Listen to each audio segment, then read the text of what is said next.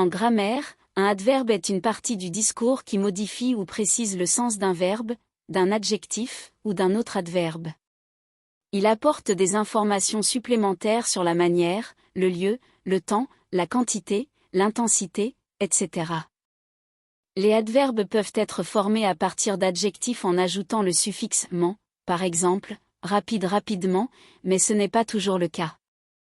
Ils peuvent également être formés à partir d'autres mots, ou bien ils peuvent être des adverbes indépendants qui n'ont pas de lien direct avec d'autres mots. Par exemple, il court rapidement. L'adverbe « rapidement » précise la manière dont il court. Elle habite ici. L'adverbe « ici » précise le lieu où elle habite. Ils étudient beaucoup. L'adverbe « beaucoup » précise la quantité d'études.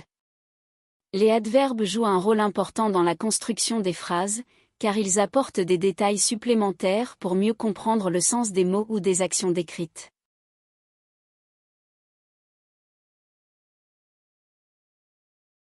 Les adverbes sont utiles pour les écrivains car ils permettent d'ajouter de la précision, de la nuance et de la richesse à leurs descriptions, actions et dialogues.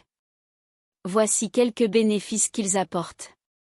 Les adverbes aident à spécifier comment une action est effectuée. Par exemple, il marchait lentement, elle chante magnifiquement ou il parle passionnément. Ils permettent de donner plus de détails et de rendre les scènes plus vivantes. Les adverbes sont des mots qui modifient le sens des verbes, des adjectifs ou même d'autres adverbes. Dans ce cas précis, les adverbes aident à préciser comment une action est effectuée. Prenons l'exemple de la phrase « il marchait lentement ». L'adverbe « lentement » vient ici préciser la façon dont la personne marche, en indiquant qu'elle le fait de manière peu rapide. Grâce à cet adverbe, on visualise mieux la scène, on se représente quelqu'un marchant d'une manière calme ou non hâtive. De même, dans la phrase « elle chante magnifiquement », l'adverbe « magnifiquement » apporte des détails sur la manière de chanter de cette personne. On comprend alors qu'elle le fait avec beaucoup de talent ou d'aisance, ce qui rend la scène plus vivante et plus intéressante.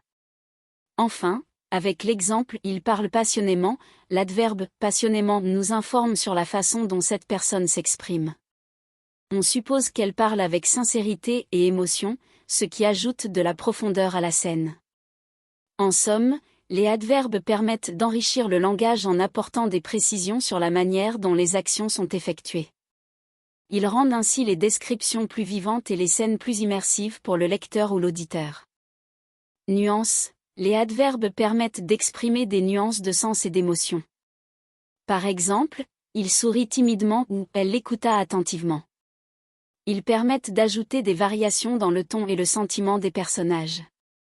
Lorsque l'on utilise des expressions comme « il sourit timidement » ou « elle l'écouta attentivement » pour décrire les actions des personnages, cela permet d'ajouter des variations dans le ton et le sentiment de la scène.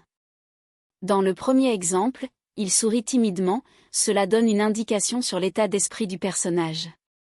En le décrivant comme souriant timidement, on comprend qu'il est peut-être légèrement gêné ou réservé. Dans le second exemple, elle l'écouta attentivement, cela suggère que le personnage est totalement concentré sur ce que l'autre dit, qu'il est intéressé et prêt à lui accorder toute son attention. Ces expressions permettent donc de rendre les traits de caractère des personnages plus vivants et de dévoiler leurs émotions, en donnant des indications subtiles sur leur façon d'agir et de réagir. Efficacité. Les adverbes peuvent aider à éviter les répétitions en modifiant un verbe pour le rendre plus précis. Par exemple, plutôt que d'écrire « elle courait » à chaque fois, on peut utiliser des adverbes comme « elle courait rapidement »,« elle courait lentement », etc. L'efficacité dans l'utilisation des adverbes réside dans leur capacité à apporter une précision supplémentaire à un verbe et à éviter les répétitions. Imaginons que nous voulons décrire une personne qui court plusieurs fois dans un récit. Au lieu de répéter simplement « elle courait » à chaque occurrence, nous pouvons utiliser des adverbes pour préciser comment elle court. Par exemple, nous pouvons dire « elle courait rapidement »,« elle courait lentement »,« elle courait gracieusement », etc. En ajoutant ces adverbes, nous enrichissons notre langue en fournissant des informations additionnelles sur la manière dont l'action est réalisée. Cela rend notre écriture plus intéressante et permet aussi de mieux comprendre l'intention de l'auteur. Au lieu de simplement savoir que la personne court, nous savons maintenant comment elle court. Les adverbes peuvent être utilisés de différentes manières pour modifier les verbes. Ils peuvent indiquer la vitesse, le temps, la manière, le lieu, etc.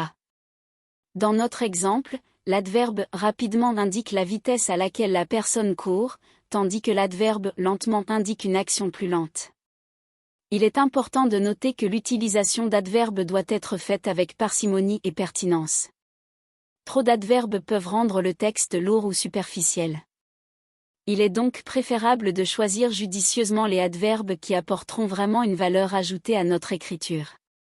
En résumé, l'efficacité des adverbes réside dans leur capacité à apporter une précision supplémentaire au verbe et à éviter les répétitions. Ils permettent de rendre notre écriture plus intéressante en fournissant des informations sur comment une action est réalisée. Cependant, il est important de les utiliser avec parcimonie et pertinence. Cependant, l'utilisation excessive des adverbes peut présenter quelques risques. Redondance: si l'écrivain utilise trop d'adverbes, cela peut donner l'impression qu'il manque de confiance en ses propres mots et qu'il utilise des béquilles pour exprimer ses idées. Cela peut rendre la lecture lourde et artificielle. Lorsqu'on parle de redondance dans l'écriture, cela fait référence à l'utilisation excessive d'un élément ou d'une construction linguistique qui n'apporte pas vraiment de valeur supplémentaire au texte. Dans ce cas précis, il s'agit de l'utilisation excessive d'adverbes. Un adverbe est un mot qui modifie ou apporte des informations supplémentaires à un verbe, à un adjectif ou à un autre adverbe. Par exemple, dans la phrase « il court rapidement », le mot « rapidement » est un adverbe qui modifie le verbe « court ». Lorsqu'un écrivain utilise trop d'adverbes, cela peut donner l'impression qu'il manque de confiance en ses propres mots. Il a l'impression que ses mots ne sont pas suffisamment forts ou explicites, il utilise donc des béquilles pour renforcer ou préciser ses idées. Cependant, cette utilisation excessive des adverbes peut rendre la lecture lourde et artificielle. Au lieu de permettre au lecteur d'imaginer et de ressentir les actions décrites, les adverbes en surplus peuvent créer un excès d'explications qui peuvent rendre la lecture moins fluide et plus artificielle.